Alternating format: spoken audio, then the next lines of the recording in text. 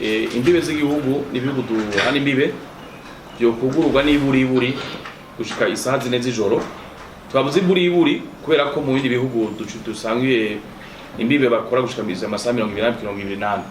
Nico kimwe na kimwe twita kuronka visa imwe bihugu dusangiye isoko rusangi rya Afrika y'ubuseruko, aho twifuza ko umukerarugendo wese yinjiye mu karere ka Afrika y'ubuseruko adasubira gusaba visa yo kuza mu Burundi kuko ibihugu bimwe bimaze kubikora.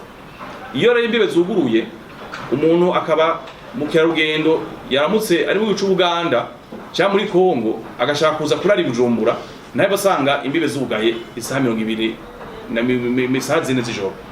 Uno musi rero kuko wabivuze umutekano ni wose mu gihugu, nta kintu na kimwe cotuma izo mbibe zugagwa kandi hari umutekano. Mugabo ico tuzi nuko kugira ngo ivyo bishobora kuja mu ngiro hakenerwa ibintu byinshi. Hakenerwa abakozi baza gutegurwa bo mu gipolisi, bo muri obere, kugira ngo bashobore kwakira abo bantu nabo nyene bakore amasaha 28. Murazi neza yuko umuntu yakoze ku murango nashaka gukora no mwijoro. Bisaba yuko rero n'abakozi kuko kugira ngo abakoze ku murango bashobore kuruhuka abandi baze gukora, bisaba yuko rero basa kubitegura muri ubwo buzi bwabo, yabakora mu gipolisi cyangwa gukora muri obere, bashobore kwitunganya.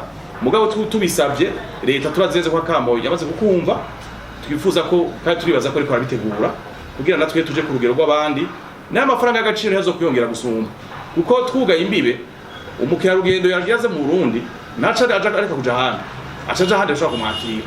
Murumva yuko tuba tufise agahombo kanini, tukifuza yuko natwebwe rero kugira ngo biyo twavuga by'abayobozi d'akompagnement nibyo byose ko turasigura kugira ngo abantu baze turi muri mu isoko rusange, imbebe zugururwe, bakerarugendo baze bitabagoye, baronke visa bitabagoye, hanyuma natwe dushobora kuronka akoyoko nabe n'igihugu w'Abarundi bashobora kuronka akazi kabashobora kuronka n'ibyakenerwa byose kugira ngo bakira abantu bitabagoye, bishobora guteza imbere igisata c'ubutunzi mu gihugu.